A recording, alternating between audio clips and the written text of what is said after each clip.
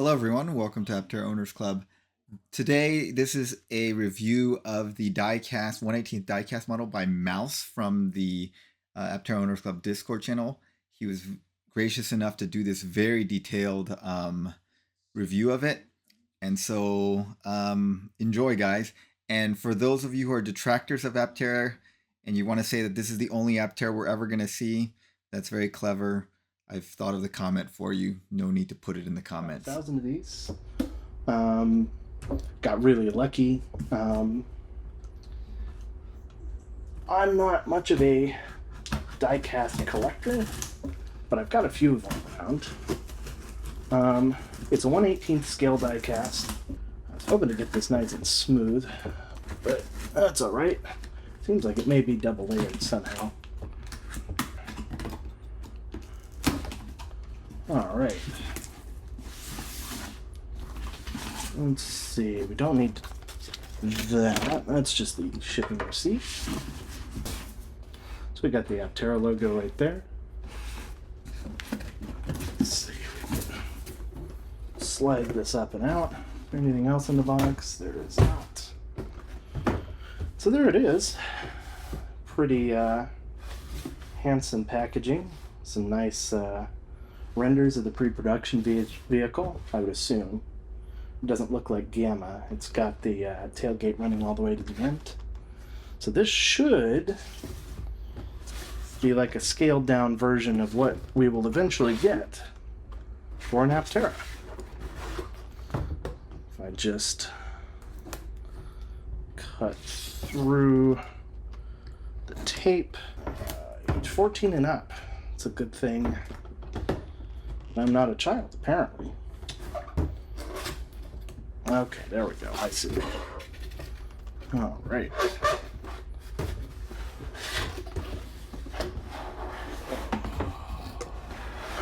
There it is. Aptera Launch Edition. Number 158 of 1,000. Oh, there we go. You have a certificate of authenticity. That's rather nice. I'm not a collector necessarily of these, but I know that some people in the Discord said they were. I know there's been some people trying to trade to get their accelerator number as well. I'm not an accelerator, unfortunately.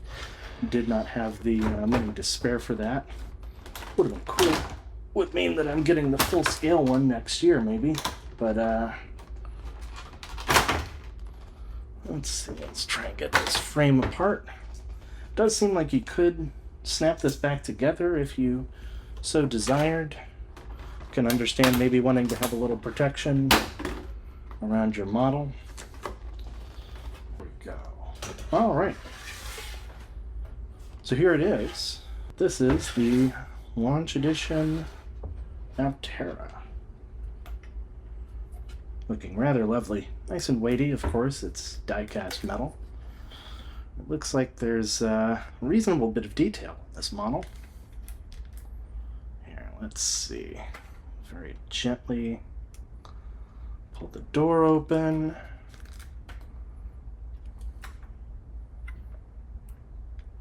So the passenger and driver door do open. The wheels do seem to steer. They don't have much range of motion.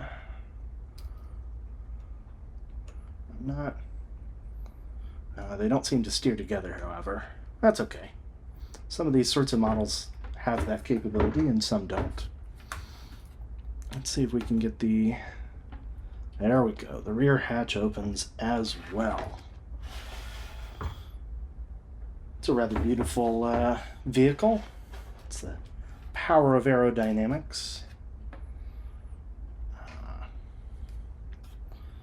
Seems like we do have rubber tires.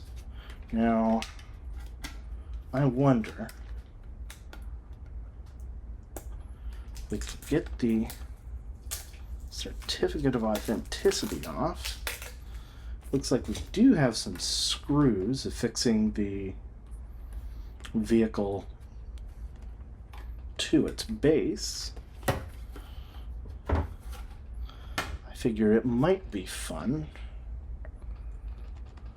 to try and free it. Okay, we've got the vehicle free from its mounting plate. I'll set this to the side. It was only 4 screws and their little, display tubing. Keep it looking nice and pretty. And now we've got our solar electric vehicle. The bottom is nice and smooth. Nice alignment between the panels down here. There's, let's see. Somebody had mentioned that they thought the rear wheel might be sprung, but that doesn't seem to be the case. Some of these sorts of models do include suspension, and some don't. It just depends. But there's really some wonderful detail here. We've got our, all of our solar panels. Believe this is screen printing that they've been applied with. You've got them in each of the locations that it would have in real life.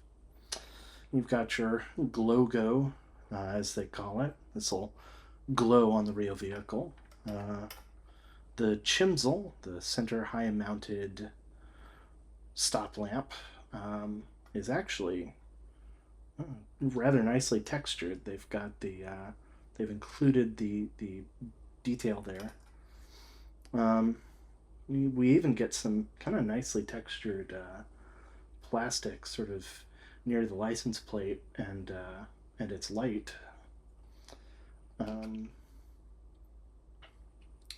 So far, I mean, this seems to be a very nice model. The plastic on all the windows is very low distortion, lower than I'm used to seeing. It's definitely a nice little vehicle. Now, this is a 1/18th model, so I thought it would be fun to bring another 1/18th diecast model that I've got. Now, admittedly, it's a little dusty, but I figured it would be fun to see sort of a size comparison. These are both 1/18th scale versions of the cars. This is an S30 Datsun Z. I realize not everyone has one in their garage for a real life size comparison. I would have loved to pick something like a Prius, which the Aptera actually is very similar length to. Unfortunately, the diecast models out there of a 1/18th scale Prius are hilariously expensive. They're $500. So this will have to do, but it acts as a nice scale comparison. You can sort of see how it would look like. Pretty similar length. You've only got, that's probably in real life, no less or no more than a foot. Then we can open up the doors and hatch on the Datsun as well. Admittedly, one thing I'm not in love with, you've got these plastic mirrors. There's not really a great way to dig in and get a hold of those doors. So you probably don't want to pull at the mirrors too much, but you probably aren't going to be opening and closing them much either. But yeah, this is a pretty nice model. The interior, it's got a rather good bit of detail too. As you can see, we've got a steering wheel. It's got a little bit of wiggle. It's probably mounted on some sort of flexible plastic. We can see the speaker pods, the dash mirror camera display. Rather amazingly, the cup holders actually seem to be their own piece. I wouldn't have expected the cutouts to go all the way through, but they've done that rather nicely, as well as the cutout through the armrest. Rather cool looking armrest design. I'm excited to see that in person. If we look up, we can see, what will be a rear view camera. They've actually used sort of a mirror material. We can see the sun visors. Here, if we look back here, it's got a pretty empty trunk. They didn't model the little bunk. That's where the tent will go on the camp kit, if you ordered that. But I don't blame them. That is an optional detail. Not everybody, I think, will actually have that. I think it depends on the whether you got the camp kit or not. Here's a little close up on the on that textured plastic I mentioned. If we come around here, we can get on the passenger side and get a better look at the center display.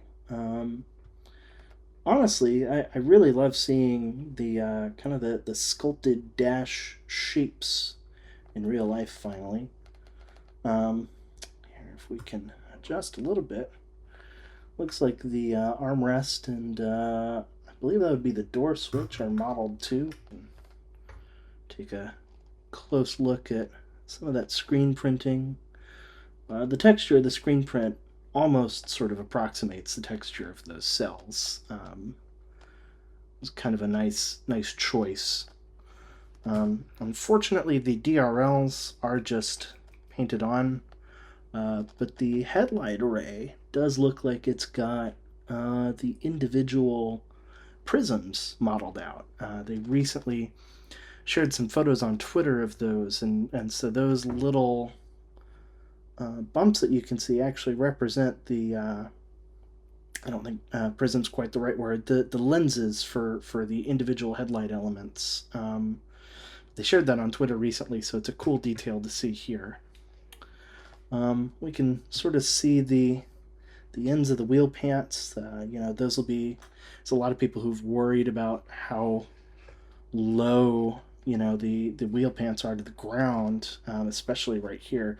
But these will actually be a replaceable foam piece. They've kind of made it to be both rugged and easily replaceable.